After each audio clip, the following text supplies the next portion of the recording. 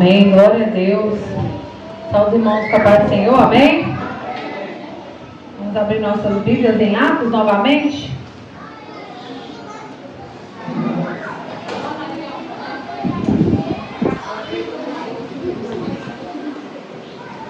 Aleluia, glória a Deus.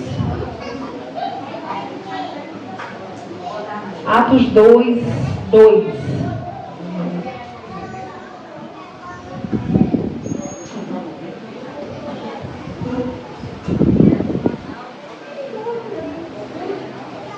Glória a Deus. Vamos ler em Atos 2:2. Ontem eu li essa palavra, mas hoje eu vou falar dela, só que em outro sentido, amém? Vamos falar sobre o de repente de Deus. Quem aqui já viveu o de repente de Deus? Quem aqui já viveu o de repente de Deus? Alguém já viveu de repente? Deus chegou e mudou tudo, e foi de repente. E eu não estava esperando, mas o Senhor fez. Amém? Se você precisa desse de repente, você vai entender mais ou menos como é que Deus age, como é que Deus quer fazer na nossa vida e o que é que nós precisamos fazer. Amém? Eu separei aqui alguns textos para a gente entender. O celular não colabora muito não. Aleluia, glória a Deus. Vamos ler aqui em Atos 2, no verso 2. Nós vamos ler, vai falar sobre um de repente, né? Que aconteceu ali no tempo de Deus. Amém? Diz assim, Atos 2:2. De repente veio do céu um som, como de um vento muito forte, e encheu toda a casa na qual estavam assentados. E aí eu vou ler a continuação para não ficar só nessa. E viram que parecia língua de fogo, que se separaram e pousaram sobre cada um deles. Amém? Esse de repente de Deus aconteceu quando os discípulos estavam ali há dias, né? Orando ao Senhor, buscando ao Senhor, e eles estavam ali todos assentados naquele local, era no dia de Pentecostes, e o Espírito Santo veio sobre aqueles homens ali, e todos ali que estavam ali presenciaram aqueles homens sendo batizados com o Espírito Santo e com fogo. Amém? Este é um dos de repente que a Bíblia nos mostra, né? A maneira que Deus veio, a maneira que o Espírito Santo chegou ali, aqueles homens eles não estavam esperando. Eles estavam no local certo, na hora certa, fazendo o que Deus queria. Então eu quero que você entenda que o de repente de Deus, ele não acontece por acaso. Deus, ele não faz nada por acaso. O de repente de Deus, ele acontece na hora certa que Deus colocou para você. Para mim, para você é de repente, mas para Deus não é não. Já estava tudo escrito, já estava tudo organizado no plano dele. Então, quando o Espírito Santo chegou ali naqueles homens, eles não estavam esperando, mas eles estavam buscando, eles estavam há dias orando e esperando essa promessa. Irmãos, se Deus não tivesse dado naquele dia, se Deus tivesse mandado só nos dias de hoje, iria continuar sendo uma promessa, iria continuar sendo dentro da vontade e do plano de Deus. Então, o de repente de Deus, ele acontece no tempo de Deus. Esse é o primeiro ponto que nós vamos ver aqui. Aí agora eu quero que você abra sua Bíblia lá em Gálatas. Gálatas 6:9. Gálatas 6:9. Vamos usar a Bíblia hoje, né? Você que não leu a Bíblia hoje, que está com a Bíblia aí empoeirada. Vamos botar ela para trabalhar hoje, né? Tá os dedos para trabalhar hoje. Gálatas 6:9 vai dizer assim: E não nos cansaremos de fazer o bem, pois no tempo próprio colheremos, se não desanimarmos. No tempo certo. Quem aqui sabe o dia da colheita, quando planta? Quem aqui sabe? Não tem como saber, irmão. O agricultor, ele planta na época que ele sabe que poderá chover. Mas quem manda a chuva é o Senhor. E quem amadurece o fruto também é o Senhor. Então nenhum de nós sabemos o dia. Mas todo aquele que faz o bem, a palavra de Deus diz que no tempo certo você vai colher. É só você não desanimar. Então tudo acontece no tempo de Deus. A gente às vezes fica cansado, achando que nada vai mudar, que nada vai acontecer na nossa vida, que a gente está esperando por uma promessa há muito tempo, mas vai chegar uma hora que o de repente de Deus vai chegar para a tua vida. E basta você se preparar, porque Deus, ele já tem tudo preparado e arquitetado nos planos dele.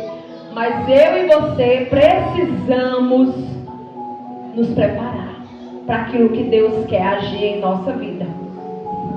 Sabe, irmãos, as coisas que nós mais erramos, hoje eu até comentei isso com a pessoa. A gente quer muito pular de fase.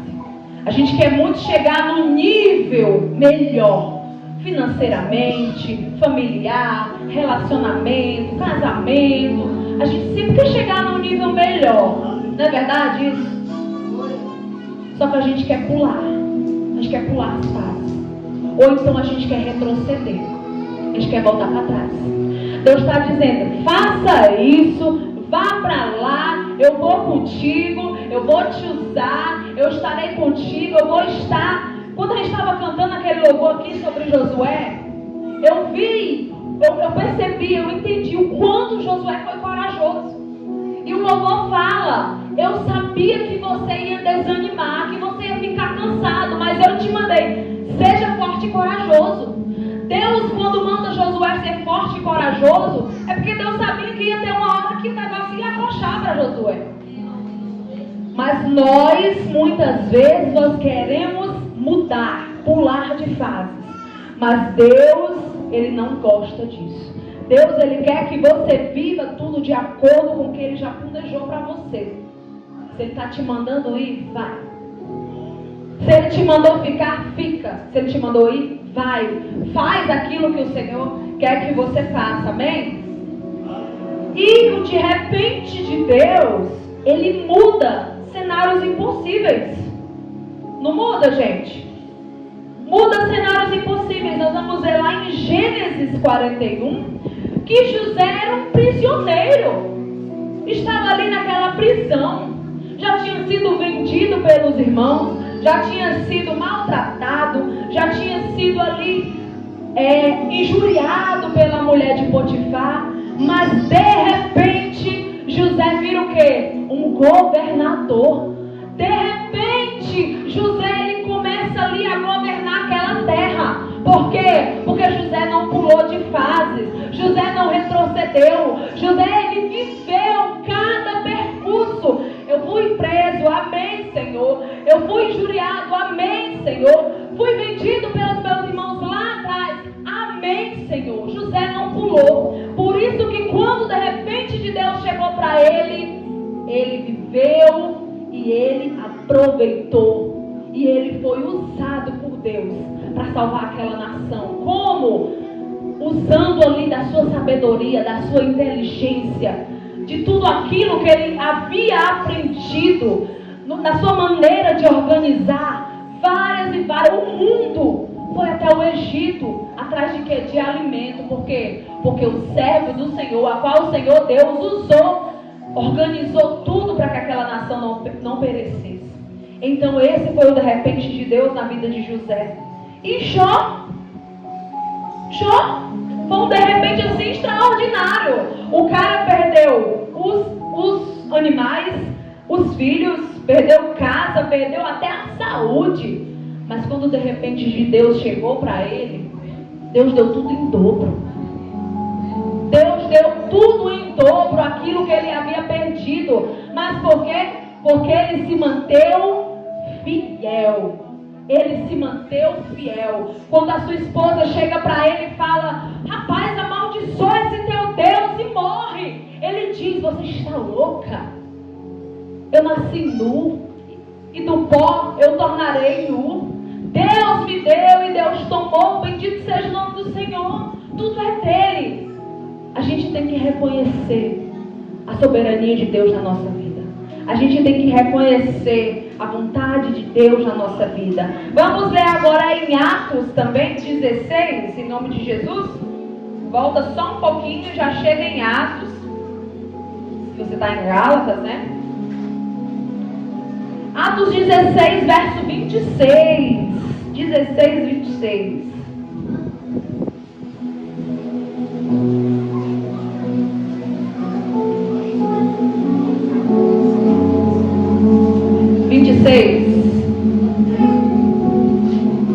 Por volta da meia-noite, Paulo e Silas estavam orando e cantando os hinos a Deus, e outros presos ouviam. O 25 e o 26. De repente, houve um terremoto tão violento que os alicerces da prisão foram abalados e imediatamente as portas se abriram e as correntes de todos se soltaram. Como assim? O cara estava preso na prisão máxima. E aí eles começam o quê? Adorar, orar e cantar louvores a Deus. E de repente houve um terremoto. De repente Deus libertou os seus servos. Deus, ele age de repente. E quando ele entra em cena, ele muda tudo. Quando Deus entra em cena na tua vida, ele muda tudo. Ele muda o quadro. E aquilo que parece que já está definitivo na nossa vida, que não vai acontecer, Deus, ele muda o cenário. E ele transforma aquilo que parecia impossível em milagre. Deus faz isso. Deus, ele age. Só que nós, muitas vezes, nós não estamos no local que Deus quer. Vocês acham que Paulo e Silas gostavam de estar ali? Será que Paulo, em algum momento, chegou para o Senhor e reclamou: Senhor, como é que eu expulso o demônio ali daquela menina? Como é que eu salvo ali aquela vida? Eu ajudei. E eu vim parar numa prisão, Senhor. Paulo e Silas não questionaram o Senhor. Eles adoraram. Por volta da meia-noite, eles adoraram o Senhor. Eles glorificaram o Senhor. E o que eu e você estamos fazendo? Não só meia-noite, mas durante todo o nosso dia. Eu sei que todo mundo aqui tem algo que espera do Senhor. Todos aqui têm um desejo no coração. Tem algo que Deus precisa chegar com esse de repente. Mas sabe o que acontece? Nós não estamos fazendo o que a palavra de Deus quer. Nós não estamos fazendo o que a palavra de Deus manda. Buscando ao Senhor. Adorando ao Senhor apesar da dificuldade. Sendo fiel ao Senhor. Priorizando. Irmãos, eu vou dizer uma coisa para você. O que Deus mais gosta do crente não é só a fidelidade de dinheiro, não. Mas é a fidelidade de coração que está faltando hoje. É a fidelidade do coração. Teu coração íntegro, sabe? E aqui eu vou abrir um parêntese lá em Davi. Davi é rei, escolhido, venceu o gigante, Deus usou, mas ele matou um cara para ficar com a mulher do cara. E Deus usou ali Natan, para chegar até ele e dizer, escranchar toda a verdade na cara dele. E o engraçado é que Davi chega perante Deus e diz, não, Senhor, mas é porque eu vi ela tomando banho da varanda. Não, Senhor, mas é porque a mulher era muito bonita. Eu tinha que matar o homem dela, porque eu estava com desejo nela. Não, Senhor, que é o que nós fazemos hoje. Muitas vezes nós queremos se justificar para Deus, achando que Deus, ele não sabe o que passa no meu e no teu coração, na minha cabeça e na tua. Deus, ele sabe. Quando Davi chega para Deus, ele rasga suas vestes, ele diz: pequei contra o céu e contra ti, somente contra ti pequei. E ele reconhece. E a palavra de Deus vai dizer que Davi era um homem segundo o coração de Deus. Porque foi adúltero? Não, mas porque foi sincero. E é essa fidelidade que Deus quer de nós hoje. A sinceridade. Quantas pessoas não estão diante de Deus, irmão, vivendo com o coração cheio de rapina. Nunca vai provar. Nunca. Eu estou aqui perante Deus, perante a igreja, e afirmo a vocês, e a palavra de Deus está aberta aqui perante nós. Você nunca vai provar do de repente de Deus se você não se consertar com Deus. Se você não for fiel com Deus. Deus nunca vai mudar o quadro da sua vida. Entendeu? Eu não estou falando de dinheiro, eu não estou falando de bens materiais. Eu estou falando de vida espiritual com Deus. E nós vamos agora para Isaías 55. Palavra muito conhecida de Isaías 55. Você já ouviu falar dessa palavra em algum momento?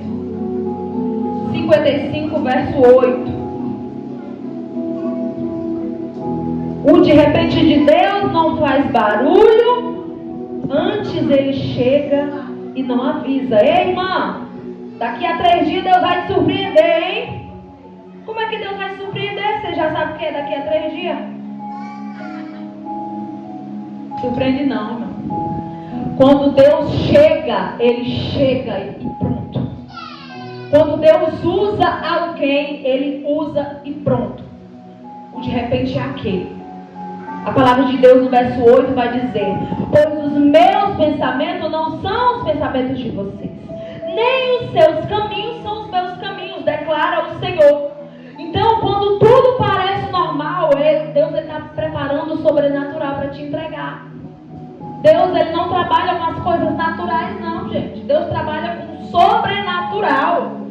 É o sobrenatural. Se você vem para a igreja e você não acredita no sobrenatural de Deus, me desculpa, mas eu acredito. Sabe por quê? Porque esses dias eu vi Deus agir no sobrenatural. Eu não estou falando de bem material, não. Eu estou falando que eu passei 7 semanas orando a Deus num propósito, na minha casa. E Deus não me respondeu. E sabe o que foi que eu fiz? Amém, Senhor. Eu entendi. Eu estou entendendo. Eu passei 7 terças-feiras orando lá na minha casa. Só eu e Deus sabia o propósito. Nem o meu esposo sabe. Mas eu sabia. E quando terminou o propósito, eu disse: amém. Deus é maravilhoso. Deus realizou grandes coisas ali na minha casa. E amém. Deus usou as irmãs umas para as outras. Então a palavra que a gente recebeu foi maravilhosa. Amém.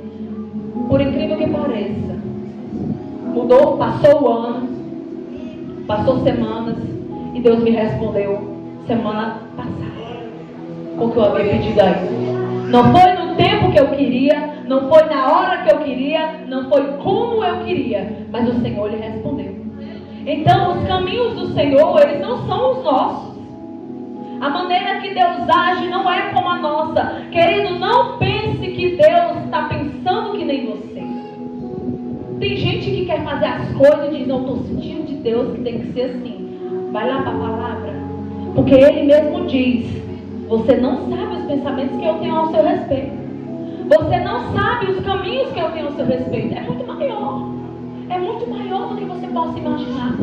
É muito mais, muito grande. Então Deus, Ele quer fazer muito mais na nossa vida. Só que muitas vezes nós não estamos sendo fiéis a Deus. E nós não estamos da maneira que o Senhor quer. E Ele vai dizer no 9: assim como o céu é mais alto que a terra. Irmão, olha para a terra. Olha lá para o céu. Dá para medir? Assim são os meus caminhos. São mais altos que os seus. E os meus pensamentos mais altos que os seus.